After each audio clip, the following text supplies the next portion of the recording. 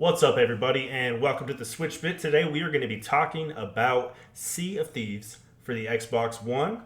These are my impressions. I've been playing it all weekend. I think I've got a pretty good grasp of the game, what's good, what's bad, and everything in between. So before we get started, make sure you like, subscribe, comment, hit the ding-dong notification if you want updates on my videos and what's coming up soon. And let's go ahead and get started.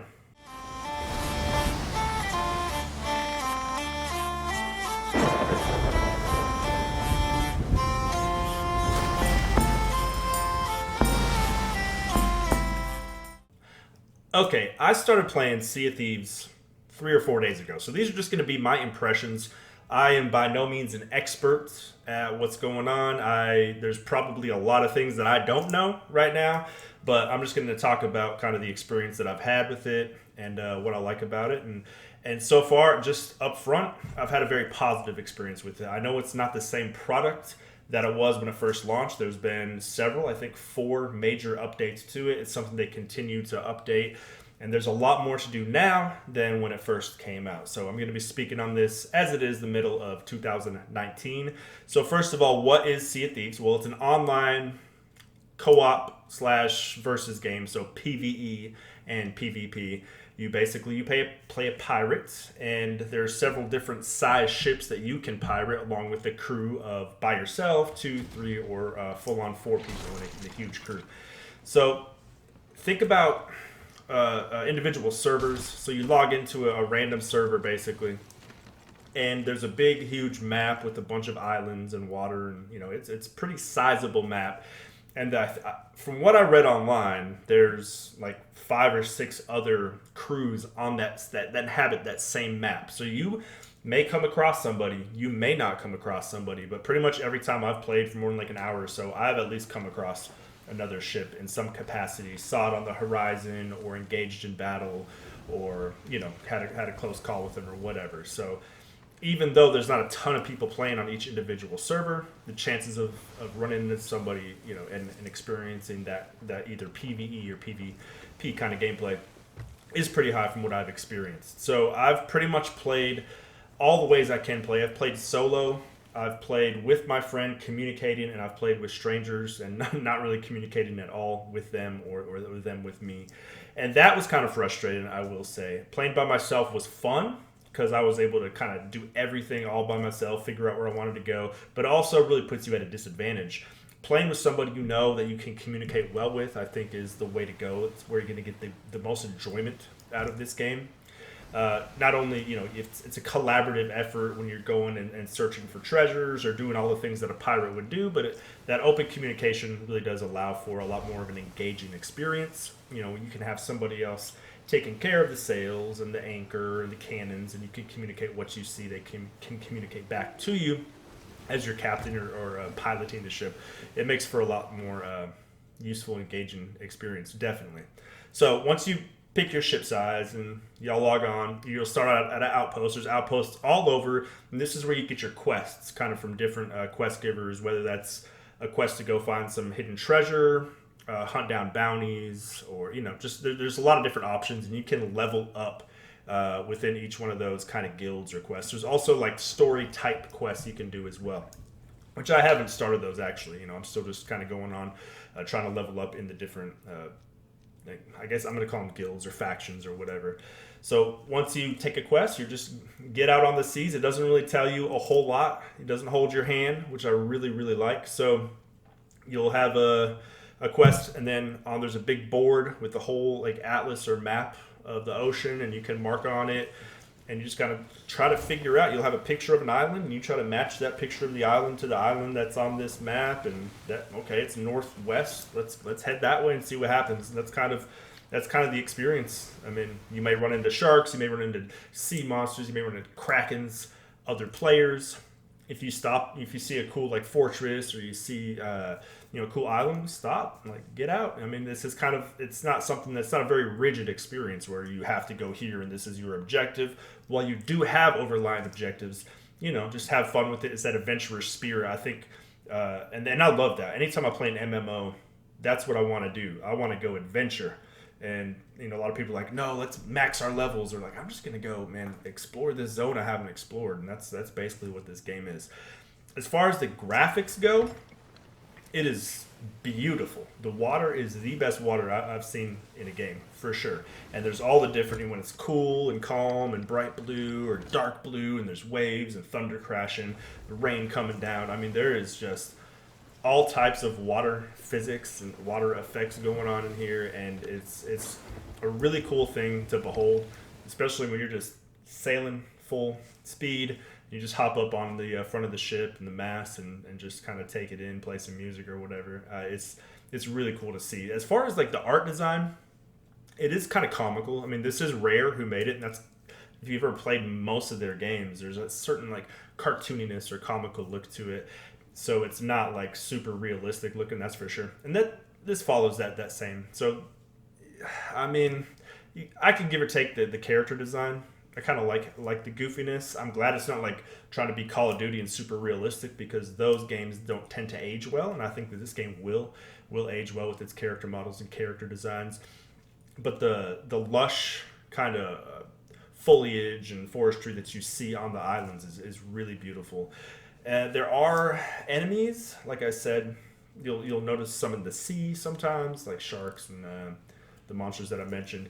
But the only other main enemies besides players that you may run into are skeletons. There's just different variations of skeletons. I do wish that there were more monsters. Like, you have a skeleton that has a gun, you have a skeleton that has an explosive barrel, and there's different variations of like a shadow skeleton and a grass skeleton. But I wish there were like more monsters or something out there. That would probably make the game more enjoyable, and that probably is what is going to happen eventually. They're just constantly adding content to this game and making it better and better. So that would be pretty cool. The lack of that's a little bit of, I guess, a disappointment. And I can see, like, if you've done everything in the game, the mission structure, it could get kind of repetitive, but you always have that option. You never know what you're going to get out there on the seas. And we've engaged in enemies and then got our butts handed to us.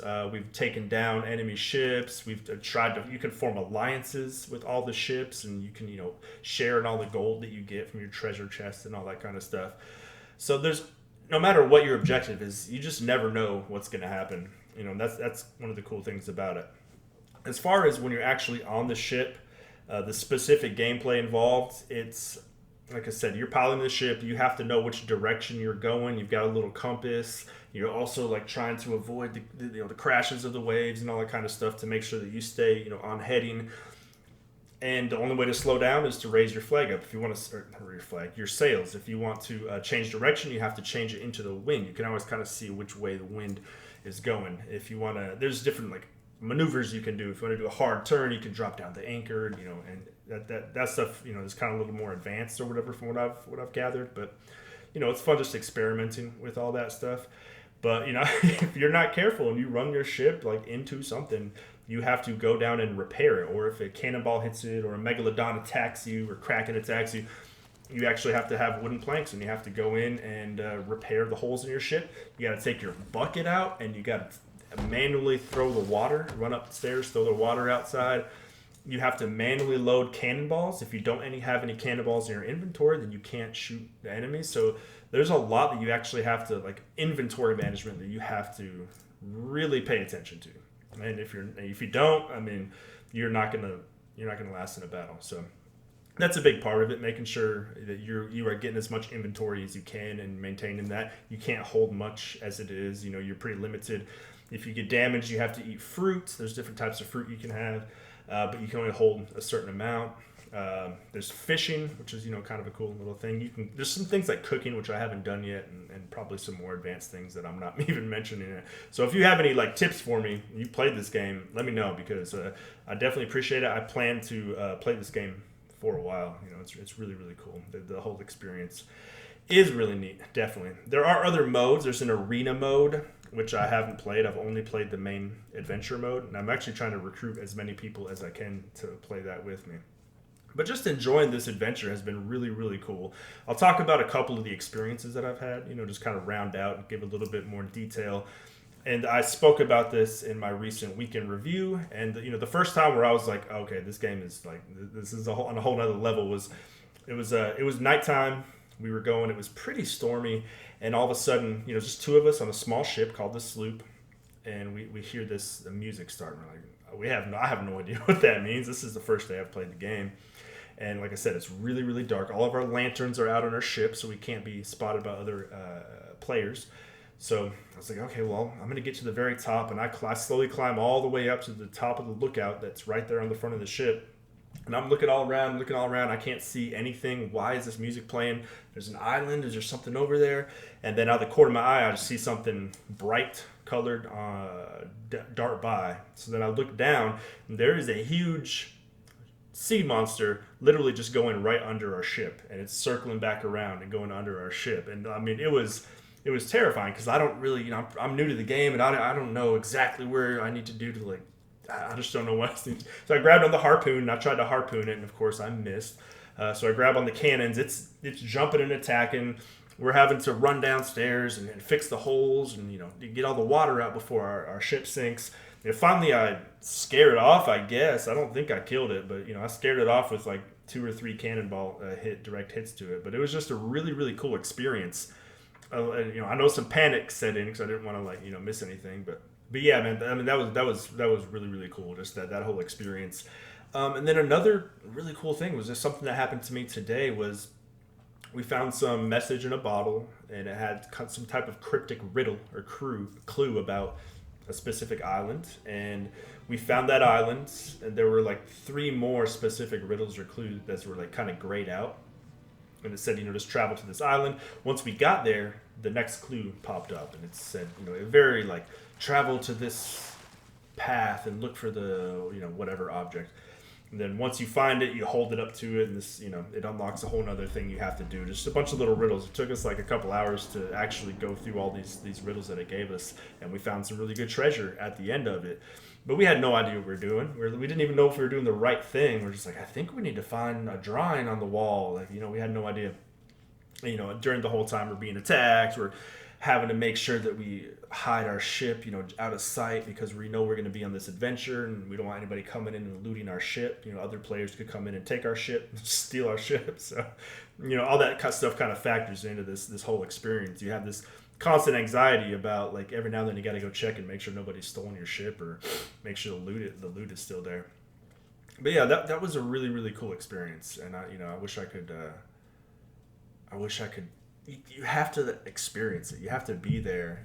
It's one thing me kind of explaining it, but just going on that grand sense of adventure is just something that I really feel has been missing in a lot of games. I felt that with Breath of the Wild, but the fact that you can experience it with or against other people, I think just puts this game on a whole another level. Now, I've been talking a lot of good stuff about it, but I can see, like I said, how this could get repetitive. I know that they are consistently coming out with new content, but more enemy designs, more story quests, and that kind of stuff, I think would go a long way to making sure that this is a game, that people play for a very long time. Because typically people who play MMOs, they're in it for years. They're really doing everything they can to level up. You have levels with these factions, but I don't really have a personal level. You have pretty mediocre, I guess, weapon sets, and there's no way to get advanced combos or but it mostly seems to be kind of cosmetic stuff that you can get for your ship, with gold. So it's a lot of that kind of stuff, and I like to have a carrot, of leveling up and skills and and all that kind of stuff. So I can see that after a while, this ship may run its course. You see what I did there? But for now, I'm just enjoying the ride, and hopefully there's a lot of content now that I can engage with, and hopefully more content comes soon. I would like to see something big and epic come, and there's a lot of stuff I don't know. Some riddles have popped up on the screen. I don't know what they mean. I don't know how to do certain things, but my initial impressions for this game are very cool. Check it out. Check it out with a person. My name is The Switchbit on Xbox One. If you want to play with me, let's do it. Otherwise, if you got a friend, if you have Game Pass, it's free to download. You don't have to buy it. So, there's really no excuse not to check it out. If you don't like it, that's cool. If you've played it before and don't like it, I suggest trying it again. I'm really, really digging it, and I hope that y'all dig it too if you decide to play it. If not, that's cool too. All right. Well, I appreciate y'all sticking around. Like I said, like, comment, subscribe. Talk to me, please. Let me know if I'm missing something about this game. If I said something wrong, let me know. I'm really enjoying it, but I want to enjoy it more. And hit the little notification ding-dong bell if you want to be updated every time I come out with a new video. But that's it. Until next time, happy hunting, everybody.